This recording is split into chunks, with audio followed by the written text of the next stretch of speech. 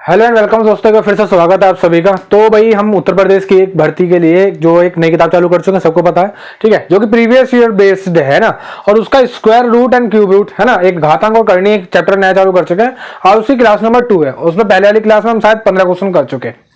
तो आज हमारा क्वेश्चन नंबर 16 से स्टार्ट होने वाला। सुनो क्या कह रहा है। वह न्यूनतम संख्या जिसे 24,379 में जोड़ने पर एक पूर्ण घन प्राप्त होगा। किस में जोड़ने पर? 24,379 में जोड़ने पर, है ना। इसमें कौन सी संख्या जोड़ी जाए कि उसको जोड़ने के बाद ये एक पूर्ण घन बन जाए, ठीक है। अगर तुम इसको डायरेक्ट सॉल्व करने जाओगे, यानी वो ये पूछना चाह रहा है इसमें आप कितना जोड़ोगे कि ये अंडर रूट से बाहर आ जाए, है ना, क्यूब रूट से बाहर आ जाए, तो इसमें कैसे सोचोगे, कैसे सॉल्व करने जाओगे। तो इसका एक सिंपल और साधारण तुमको तरीका मैं बताता हूं, सुनो, ठीक है। थोड़ी सी उसमें मेहनत ज्यादा है, बस आसानी से हो जाता है, ये फायदा है। सुनो, जब मैं क्यूब रूट की बात करता हूं, घन की बात करता हूं, है ना, तो यानी उसके पीछे मुझे तीन बार मल्टीप्लाई करनी पड़ती है किसी चीज की। कितनी बार? तीन बार। जैसे 5 की क्यूब की मल्टीप्लाई करता हूं तो यानी 5 इंटू 5 हो जाएगा, यानी कितना हो जाएगा? 5 पंजे 25, पंजे 125 हो जाएगा, 125। कितना आ जाएगा भाई? 125। इसी तरीके से मुझे इसका क्यूब रूट निकालना पड़ेगा। अब सुनो जरा, क्यूब रूट वैसे निकालने बैठोगे तो टाइम ज्यादा लगेगा।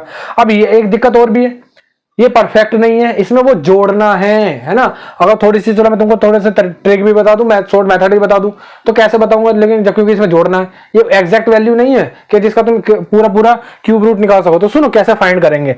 सुनो, ये दिख रहा है तुमको 2400। कितना दिख रहा है? 2400 तुमको दिख रहा है। अब तुमको एक चीज पता है कि अगर मैं 20 की क्यूब करूंगा तो लगभग 2 दूनी 4 दूनी 8,000 आ जाएगा, है ना। और उसी तरीके से अगर मैं 30 की क्यूब करूंगा तो ये 3 तिया 9 तिया 27, और उसके पीछे 3 जीरो आ जाएंगे, यानी 27,000, है ना। और ये है 24,000, यानी इससे कम है, तो यानी इससे पीछे चलते चले जाओ। 29 की क्यूब निकाल लो, 29 की 29 इंटू 29, पहले 29 इंटू 29 इंटू 29 निकाल लेंगे, ठीक है। सुनो जरा, 29 का पहले 29 में मल्टीप्लाई करेंगे, आराम से करेंगे, कोई दिक्कत वाली बात नहीं है। 9 में 81 का 1 हासिल गया 8, 9 दूनी 18, 18 8 26, 2 में 18 का 8 हासिल गया 1, और 2 दूनी 4 और 1 5। कितना आ जाएगा? 1 6 4 14 का 4 हासिल गया 1, 3 और 5 8, यानी 841 आ जाएगा। इसमें दोबारा से 29 की मल्टीप्लाई कर देंगे तो 9 एकम 9, 9 चौक 36 का 6 हासिल गए 3, और 9 अट्ठे 72, 72 3 75, 2 एकम 2, 2 चौके 8 का 8 हासिल गया 1, और कुछ भी नहीं जाएगा, 2 चौके 8 का क्या हासिल जाएगा, और 2 अट्ठे 16। कितना हो जाएगा? ये हो जाएगा तुम्हारा 9, यहां से कितना हो जाएगा 8, यहां से कितना हो जाएगा 13 का 3 हासिल गया 1, 8 6 14 का 4 हासिल गया 1, और ये आएगा देखो 2, यानी 24,379। और ये कितना? 24,379, और ये 24,389। यानी अगर मैं 29 की क्यूब देखता हूं तो वो बैठ रही है 24,389, और हमारे पास जो संख्या दे रखी थी 24,379। कितने की कमी पड़ गई इसमें? ये कितना कम है? तो तुम कह रहे हो 10 कम है, यानी इसमें 10 जोड़ने के बाद वो संख्या मिल जाएगी जिसका तुम घन निकाल सकते हो, घनमूल निकाल सकते हो। क्या निकाल सकते हो? घनमूल निकाल सकते हो। तो 10 इसका राइट आंसर हो जाएगा। इसमें थोड़ा बस इसी तरीके से सोचना पड़ता है कि ये किसके पास आ सकती है ना। जल्दी से जल्दी करने का तरीका यही है, तो थोड़ा सा सोचना पड़ेगा किसके पास ये जा सकती है। नेक्स्ट पढ़ें क्वेश्चन नंबर 27। सुनो क्या कह रहा है भाई। 8√27 माइनस 3√9 और प्लस 3√3 का मान क्या होगा? सुनो जरा, क्वेश्चन दे रखा है 8√27, ठीक है, माइनस 3√9 और प्लस 3√3, 3√9 और प्लस 3√3 की वैल्यू बतानी है। तो सुनो, ज्यादा कुछ सोल्व नहीं करना है इसमें। एक चीज तुमको पता है, क्या पता है? सुनो, ये जैसे 8 लिखा हुआ है, अंडर रूट में क्या इसको लिख सकता हूं? 3 इंटू 3 इंटू 3, 3 तिया 9 तिया 27 हो जाएगा, माइनस 3 अंडर रूट में इसको लिख सकते हैं 3 इंटू 3, ठीक है, प्लस 3 अंडर रूट में ये क्या हो जाएगा? ये तो 3 ऐसे का ऐसे रहेगा, है ना, 3 ऐसे का ऐसे रहेगा। अब सुनो जरा, एक काम तुम कर सकते हो, क्या कर सकते हो? सुनो, यहां से तुम्हें पता है 1 3 बाहर निकल के आ जाएगा, 3 अगर एक बाहर का निकल के आएगा, ये कितना हो जाएगा? 24√3, माइनस यहां से भी एक काम करो, एक 3 बाहर निकाल लो तो कितना हो जाएगा? 3 3 जा 9 हो जाएगा, ठीक है, प्लस ये कितना लिखा हुआ है? 3√3 लिखा हुआ है। 24 में से 3 जुड़ जाएंगे, है ना, तो कितना हो जाएगा? 24 3 27, √3 माइनस 9। एक काम करो, उसमें से कितना 9 कॉमन ले लो, तो 9 कॉमन लोगे तो कितना बचेगा? 3√3 माइनस 1। बस ये आंसर है, जिस भी फॉर्मेट में आंसर दे रखा होगा। ऑप्शन पे चेक करना पड़ेगा। क्वेश्चन नंबर 17 क्या आया हमारा? 9 ब्रैकेट में 3√3, लेकिन ऑप्शन में देखो, ऑप्शन दे रखा है इस तरीके से। ऑप्शन वालों में जो क्वेश्चन में 3 कॉमन लिया है, जब तुम इसमें से 3 कॉमन लोगे तो यहाँ कितना बचेगा, 9 बचेगा, यानी ये हो जाएगा 9√3 और यहाँ पे क्या बचेगा 3, है ना। ऑप्शन में ये दे रखा है, यानी 3 ब्रैकेट में 9√3 - 3। ऑप्शन डी पे नजर मारो, ऑप्शन यही दे रखा है। नेक्स्ट पढ़ें क्वेश्चन नंबर 18। सुनो क्या कह रहा है भाई, नीचे दी गई संख्याओं में से कौन सी एक पूर्ण वर्ग नहीं है। सुनो जरा, बड़े आराम से मैं तुमको बताने वाला हूं कैसे पहचानते हैं कि कोई संख्या पूर्ण वर्ग यानी परफेक्ट स्क्वायर है या फिर नहीं है। सबसे पहले बेसिक्स पे चलते हैं। जब तुमने 1 का स्क्वायर करा तो तुम्हारा आया 1, अगर तुमने 2 का स्क्वायर करा तो तुम्हारा आया 4, 3 का स्क्वायर करोगे तो 9, 4 का स्क्वायर करोगे तो 16 और 5 का स्क्वायर करोगे तो 25, 6 का स्क्वायर करोगे तो 36, 7 का स्क्वायर करोगे तो 49 और इसी तरीके से 8 का स्क्वायर करोगे तो 64 यानी 64, 9 का स्क्वायर कितना होता है भाई 81 और 10 का स्क्वायर कितना होता है तुम्हारा 100। बस यहीं तक सही है ना, क्योंकि मैं जो सिखाने वाला हूं वो इकाई के अंक की बात करने वाला हूं। सुनो अब तुम एक चीज मुझे देख के बताओ, 1 का स्क्वायर 1, 2 का स्क्वायर ये इकाई का अंक कितना है, ये इकाई का अंक, यहाँ भी 9 है, यहाँ 6 5 है, 6 9 4 1 0। तुमने देखा कि मैं किसी भी संख्या का अगर स्क्वायर करूंगा ना तो मुझे इकाई का अंक ना तो 2 मिला है किसी में 2, ना मुझे इकाई का अंक 3 मिला है किसी में 3, 4 तो हैगा, 5 भी हैगा, 6 भी है, 7 नहीं है, 8 भी नहीं है, 9 तो हैगा, है ना। 9 देखो, 9 इसका भी है, 9 इसका भी है। यानी मैं एक चीज तो समझ गया कि किसी भी संख्या, किसी भी नेचुरल नंबर का मैं स्क्वायर कर लूं, है ना, किसी भी संख्या का स्क्वायर कर लूं, उनमें इकाई का अंक 2 3 7 और 8 तो आ ही नहीं सकते। अब ऑप्शनों पर नजर मारो, पहला ऑप्शन दे रखा 17161 यानी इकाई का अंक आ रहा है 1, 161 है ना, इकाई का अंक 1 है यानी 1 तो हो सकता है किसी का भी। नेक्स्ट 14161 इसमें भी इकाई का अंक 1 है यानी ये भी हो सकता है। नेक्स्ट 1118881 यानी इसमें भी इकाई का अंक 1 है, ये भी हो सकता है। नेक्स्ट 174323 लास्ट में क्या आ रहा है 23 यानी 3 इकाई का अंक आ रहा है 3। अब जिसका 3 इकाई का अंक होगा वो परफेक्ट स्क्वायर नहीं हो सकती, यानी ऑप्शन डी इसका राइट आंसर हो जाएगा। नेक्स्ट एक काम कर लेते हैं, क्वेश्चन नंबर 19 और पढ़ लेते हैं। देखो क्या कह क्वेश्चन नंबर 19 के नीचे दी गई संख्याओं में से कौन सी एक पूर्ण वर्ग संख्या है। इस बार बतानी है कौन सी पूर्ण वर्ग है ना। अब पूर्ण वर्ग के लिए ऑप्शनों पर नजर मारो, पहले वाले ऑप्शन में लास्ट में इकाई का अंक दे रखा 8। अब 8 जिसका इकाई का अंक होता है वो एक पूर्ण वर्ग यानी परफेक्ट स्क्वायर नहीं होती है, नहीं तो है नहीं। दूसरे वाले ऑप्शन में दे रखा 2 यानी जिसका भी इकाई का अंक 2 होता है वो भी परफेक्ट स्क्वायर नहीं होती, यानी ये भी नहीं है।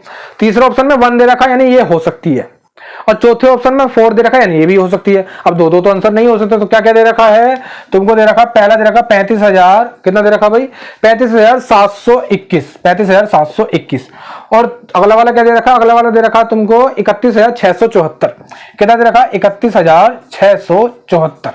अब कैसे पहचानोगे, है ना भाई, इकाई का अंक वाला तो बात खत्म हो गई, यहाँ पे वाले तो गाड़ी किसी की चल नहीं भाई। अब सुनो जरा, कई बार ऐसा हो जाता है कि ऑप्शन हमारी कंडीशन के हिसाब से अलग हो जाती है। ये सब एक तुक्के हैं एक तरीके से, तुमको बताऊं जो ट्रिक होती है वो एक तरीके से क्या ट्रिक है ये। अब कहीं चली जाती है कहीं नहीं चलती, तो वहां पर दूसरी ट्रिक चलानी पड़ती है। सुनो जरा कैसे पता लगाओगे।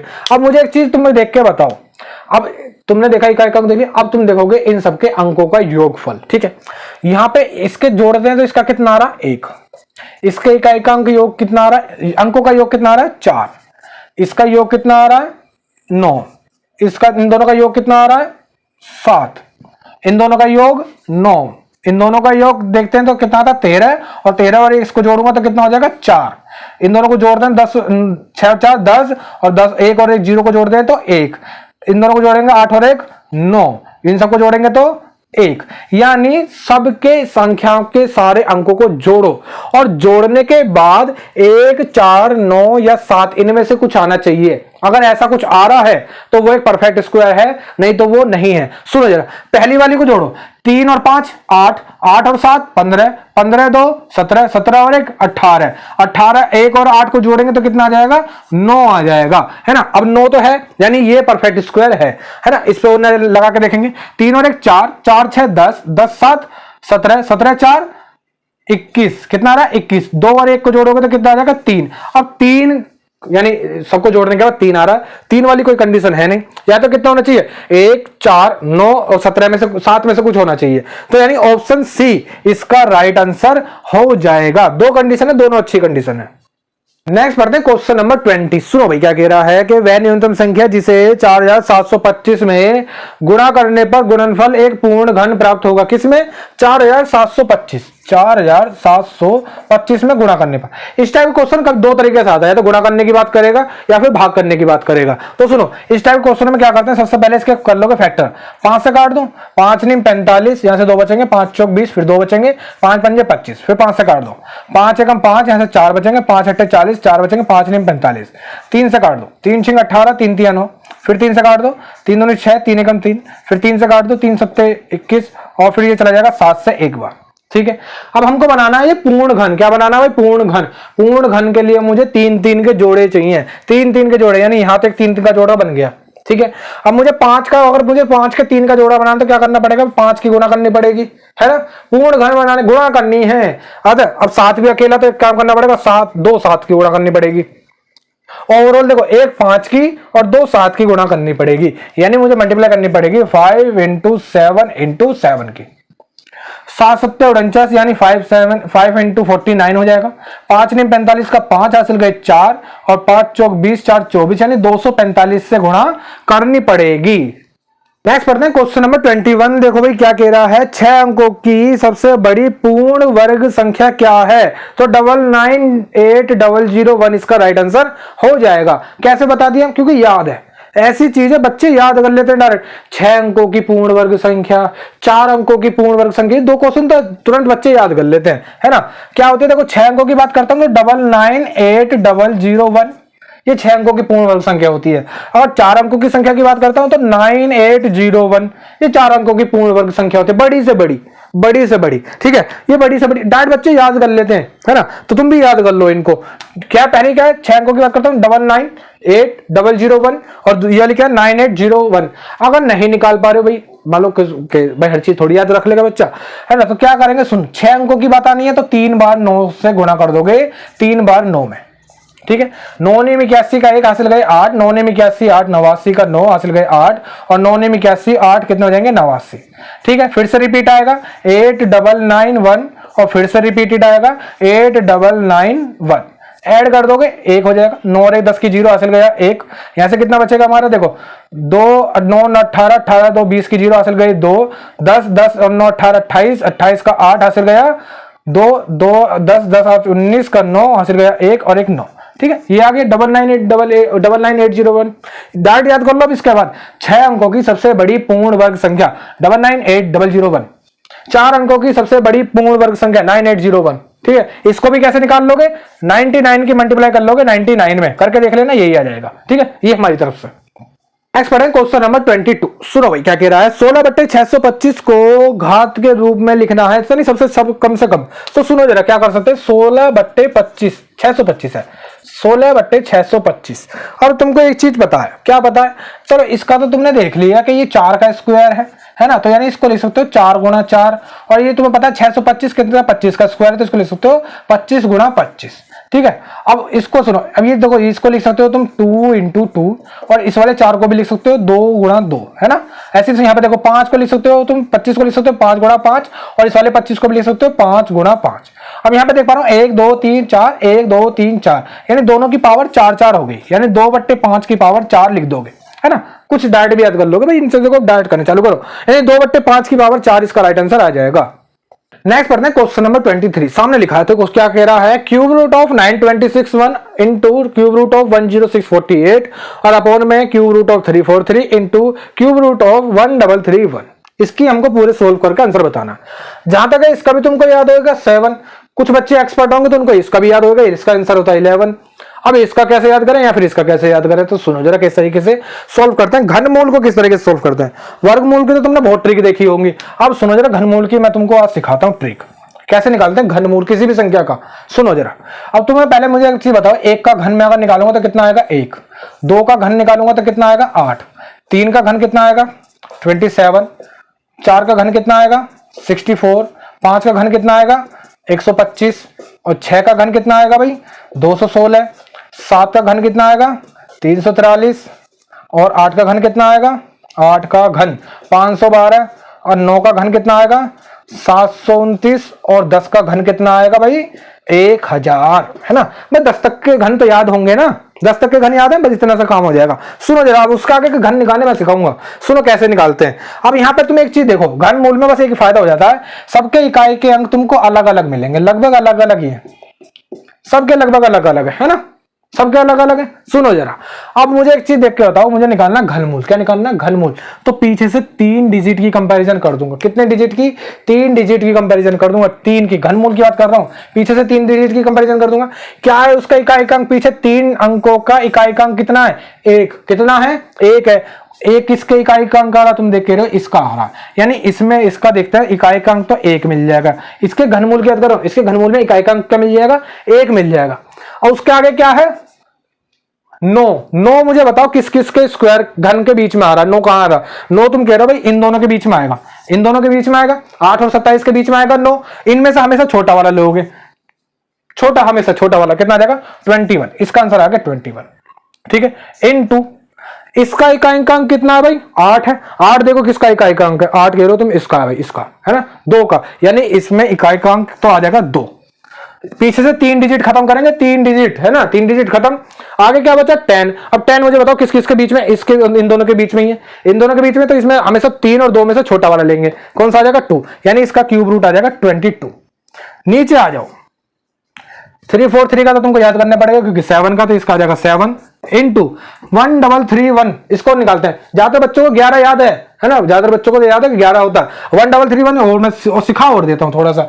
इकाई का अंक कितना? 1 किसमें आता है? इसमें, तो यानी 1 तो आएगा इसका इकाई का अंक, है ना। 1 डिजिट की और बात कर लेते हैं। क्या बचा? 1 बचा। अब 1 किस किस के बीच में? तुम कह रहे हो 1 और 8 के बीच में है, तो इनमें से हमेशा छोटा वाला या ऊपर वाला ले लेंगे, है ना। तो कितना आ जाएगा?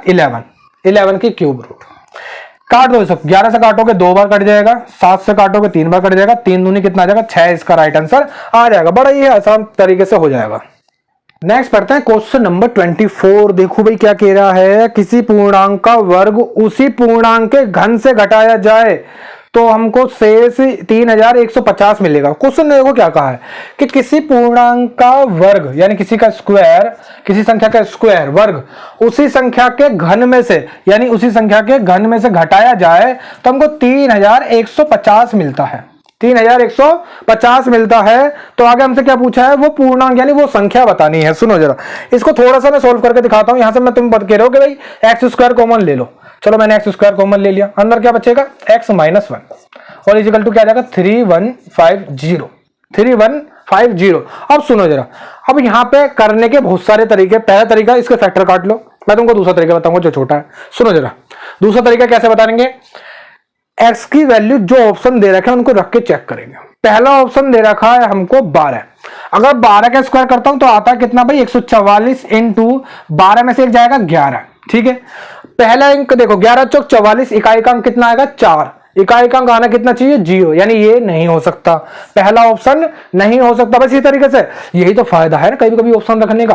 कैसे सीखोगे? ये तुम सीखोगे प्रैक्टिस से, जब लगातार लगाते चले जाओगे। दूसरा ऑप्शन रखो भाई, ऑप्शन दूसरा क्या दे रखा है? 14। 14 का स्क्वायर कितना होता है? 196, 196। ठीक है, उसमें से माइनस करोगे कितना? 14 में से 1 माइनस करोगे तो 13। ठीक है, इकाई का अंक पहचानते हैं, 13 छिंग 78, यानी 8 आएगा इकाई का अंक। दे रखा इकाई का अंक 0, यानी ये भी नहीं हो सकता। तीसरा ऑप्शन पढ़ो, तीसरा ऑप्शन दे रखा है 15। क्या दे रखा है? 15। 15 का स्क्वायर करोगे तो कितना आएगा? 225 और इनटू 15 में से 1 चला जाएगा तो कितना आ जाएगा? 14। 14 पंजे 70, इकाई का अंक 0, इसका भी इकाई का अंक 0, यानी ये इसका राइट आंसर हो जाएगा। ये हिट एंड ट्राई है, ज्यादा सॉल्व भी नहीं करना, ज्यादा कुछ भी नहीं करना। तो ऑप्शन सी इसका राइट आंसर आ जाएगा। नेक्स्ट पढ़ें क्वेश्चन नंबर 25, सामने लिख दिया। इसका मान बताना। सुनो जरा किस तरीके से करते हैं। इस टाइप के क्वेश्चनों को सॉल्व करते हैं पीछे से, यानी अंदर की तरफ से। सुनो, यहां पे देख पा रहे हैं अंडर रूट 81 की वैल्यू कितनी होती है? 9, यानी इसकी वैल्यू हो जाएगी 9। इसका आंसर 9 वैल्यू हो जाएगी। सुनो जरा, यहां लिखा हुआ 9 इंटू 9, यानी 2 जोड़ों में से एक 9 बाहर आ जाएगा, यानी इसको लिख दोगे अंडर रूट में 40 प्लस, और यहां पे 2 जोड़ों में से एक बाहर आ जाएगा तो यहां हो जाएगा 9। ठीक है, इसको लिख सकते हो अंडर रूट में 49, और अंडर रूट 49 की वैल्यू कितनी होती है भाई? 7। अंडर रूट 49 की वैल्यू कितनी हो जाएगी? 7 इसका राइट आंसर हो जाएगा। नेक्स्ट पढ़ेंगे क्वेश्चन नंबर 26। देखो 26 और 27 मैंने सामने लिख दिए, दोनों सेम है, लगभग हल्का सा फर्क है, उसमें वाले प्लस है, इस वाले में माइनस है। ठीक है, देखो ये थोड़े से अलग क्वेश्चन है। एक तुमने देखा होगा 12 √12 इंटू √12 इंटू वो इंटू वाले अलग होते हैं, ये वाले अलग होते हैं। इस टाइप के क्वेश्चन को किस तरीके से करते हैं सुनो जरा। जो तुम्हारे पास जो संख्या दे रखी है उसके ढूंढोगे तुम क्रमवार फैक्टर। क्रमवार का मतलब है जैसे इसका फैक्टर तुमने देखे 3 और 4 यानी 3 चौके 12 है ना। जैसे क्रमवार फैक्टर यही होते हैं, जैसे 3 4 हो गए, 5 6 हो गए, 7 8 हो गए, 8 9 हो गए, है ना। ये क्रमवार फैक्टर होते हैं। तो इसी तरीके से तुम क्रमवार फैक्टर ढूंढ लोगे। ठीक है, अब इसका भी फैक्टर वही हो जाएंगे 3 और 4। इनका मैं तुम्हें डायरेक्ट आंसर निकालने दिखा रहा हूं। डायरेक्ट आंसर कैसे होता है, जब प्लस वाला होता है तुमने क्रमवार फैक्टर निकाल लिए। अगर प्लस वाला है तो बड़ी वाली संख्या, और माइनस वाला है तो छोटी वाली संख्या इसका आंसर। यानी क्वेश्चन नंबर 26 का आंसर 4 है, क्वेश्चन नंबर 27 का आंसर 3 है, यानी 4 और 3 दोनों आंसर इसके राइट आंसर हो जाएंगे। नेक्स्ट पढ़ें क्वेश्चन नंबर 28। सुनो भाई, क्वेश्चन नंबर 28 मैंने सामने लिखा, देखो किस तरीके से होता है। ये जो पावर अंडर रूट के बाहर है इसका मतलब होता है ये बट्टे में लिखे हुए, यानी 1 के अपोन में, है ना। जैसे मान लो मैंने लिखा हुआ है √5 और यहाँ लिखा हुआ 3, तो इसका मतलब लिखा हुआ 5 की पावर 1/3, यानी ये 1 के बट्टे में आ जाती है ना। 1 के क्या आ जाती है, बट्टे में आ जाती है। इसी तरीके से यहाँ पे देखो, जब मैंने बाहर वाली को देखा, सबसे पहले चाहे बाहर वाली लो चाहे अंदर वाली लो, चलो पहले बाहर वाली, इसको लिख सकते हैं बाहर वाली को 1/5, है ना। और फिर उसके अंदर वाली को आते हैं, ये कितना लिखा हुआ 3, यानी इसको लिख सकते हैं 1/3 लिख सकते हैं। ठीक है, फिर उसके अंदर वाली को क्या लिख सकते हैं, फिर उसको वाली को अंदर को भी 1/3 ब्रैकेट लगा के, और उसके ऊपर क्या लिखा हुआ 3 की पावर 3 लिखा हुआ। ठीक है, एक काम कर सकते हो, यानी यहाँ लिखा हुआ है 3 की पावर 3 और 3 3 9 9 5 45, बट्टे में आ जाएगा 45। ठीक है, बट्टे में आ जाएगा, 3 से काटो कट जाएगा, यानी 3 की पावर हो जाएगी 1/15, इसका राइट आंसर आ जाएगा। नेक्स्ट पढ़ें क्वेश्चन नंबर 29। सुनो भाई क्या कह रहा है क्वेश्चन नंबर 29। 2√3 + 5√3 माइनस के 12 2√3 5√3 ये प्लस का है, ठीक है, और माइनस का अंडर रूट में 12 ये लिखा हुआ है। ये क्वेश्चन प्लस का, ठीक है। इसका मान बताना, तो सुनो जरा, इसको तो ऐसे रहने दो 2√3 प्लस 5√3 भी ऐसे रहने दो, चाहे जोड़ना चाहते जोड़ भी सकता था, 5 और 2 7 हो जाता था। एक काम कर लो 7 ही कर लो, 5 और 2 कितना हो जाएगा 7√3 हो जाएगा। माइनस इसको क्या लिख सकते हैं भाई, 2 दूनी 4 3 12, यानी ये हो जाएगा 2√3, है ना। अब सुनो जरा, एक चीज तुमको पता, 5 में से 7 में से 2 चले जाएंगे, कितना बचेगा 5, यानी ये आ जाएगा 5√3, 5√3 इसका राइट आंसर हो जाएगा। नेक्स्ट बढ़ेंगे क्वेश्चन नंबर 30। सामने लिखा है, सुनो जरा क्या कह रहा है, इसका मान बताना। इसका मान को मैं तुमको बता भाई, इसको टाइप के क्वेश्चन करते हैं सोल्व पीछे से, यानी अंदर की तरफ से। देखो जरा, √64 की वैल्यू होती है 8, कितनी होती है 8 होती है ना। √64 की वैल्यू 8 होती है। इन दोनों को जोड़ोगे तो कितना आ जाएगा भाई, तुम्हारा आ जाएगा 81, यानी √81 की वैल्यू तुमको पता है 9 होती है। √81 की वैल्यू 9 होती है ना, ठीक है। फिर इसी तरीके से इन दोनों को जोड़ोगे तो हो जाएगा 36, और अंडर रूट चढ़ा हुआ है, √36 की वैल्यू कितनी हो जाएगी 6, कितनी हो जाएगी 6 हो जाएगी, यानी ये हो जाएगा अंडर रूट में लास्ट में क्या बचेगा 3 + 6, यानी हो जाएगा √9, और √9 की वैल्यू कितनी होती है 3, इसका राइट आंसर आ जाएगा। नेक्स्ट पढ़ें क्वेश्चन नंबर 31। सुनो भाई क्या कह रहा है कि नीचे दी गई कौन सी संख्या पूर्ण वर्ग नहीं है। ऑप्शनों पर नजर मारेंगे, 1225, 2025, 2525 और 4225। सुनो जरा, मैं इस टाइप के तुमको चीज बता चुका हूं कि जब भी किसी की संख्या के लास्ट में 25 आ रहा हो, क्या आ रहा हो 25 आ रहे हो, है ना। ये जो 25 आ रहे हैं, इनका तरीका एक बहुत आसान हो जाता है कि अगर इनको पहचानना हो कि ये परफेक्ट स्क्वायर है या फिर परफेक्ट स्क्वायर नहीं है, कैसे पता लगाते हैं सुनो जरा। पहला ऑप्शन दे रखा 1225, दूसरा ऑप्शन जो दे रखा 20 और 25 और 42, यानी इसके आगे 20 है, इसके आगे 25 है और इसके आगे 42 है। कितना है 42 है। सुनो जरा, मैं तुमको एक सिंपल तरीका बता रखा। क्या तरीका बता रखा है सुनो, मैं तुमको एक तरीका बता रखा है कि लास्ट में अगर किसी संख्या के 25 है और तुमको पता लगाना हो कि वो किसका स्क्वायर है, या फिर ये पता लगाना हो कि वो स्क्वायर है भी या नहीं भी है, तो कैसे पता लगाते हैं सुनो। जो तुम्हें आगे के 2 अंक दे रखे हैं उनके क्रमवार फैक्टर ढूंढ लो। अगर उसके क्रमवार फैक्टर मिल पा रहे हैं तो यानी वो परफेक्ट स्क्वायर है। अगर उसके क्रमवार परफेक्ट स्क्वायर नहीं, वो फैक्टर नहीं मिल पा रहे तो वो परफेक्ट स्क्वायर नहीं है ना। क्रमवार फैक्टर की बात करते हैं, जैसे 3 और 4, 2 3 3 और 4 तो हो गया, है ना, 5 और 6, ठीक है, 6 और 7, इस तरीके से ये क्रमवार फैक्टर होते हैं। जैसे 12 की बात करते हो, तुम कह रहे हो 3 और 4 लिख लो, 3 गुणा 4, 3 चौके 12, ठीक है। इसी तरीके से तुम इसको कह रहे हो कि इसको लिख सकते हो तुम 4 और 5, 4 पंजे 20।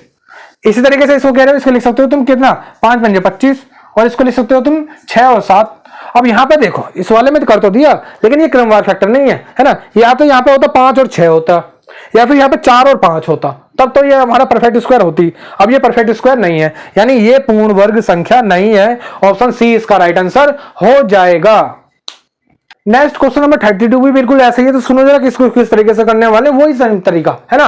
लास्ट में तुम देख पा रहे हो, लास्ट में क्या देख पा रहे हो कि भाई यहाँ भी 25 है, यहाँ भी 25 है, यहाँ भी 25 है, यहाँ भी 25 है ना, हर जगह 25 है। यानी इनकी वाली शुरू वाली जो दो संख्या उनके क्रमवार फैक्टर होने चाहिए। इसके मैं देखता हूं तो 7 8 56, यानी 7 और 8 हो सकते हैं, है ना। इसके देखता हूं 8 9 72, 8 और 9 हो सकते हैं।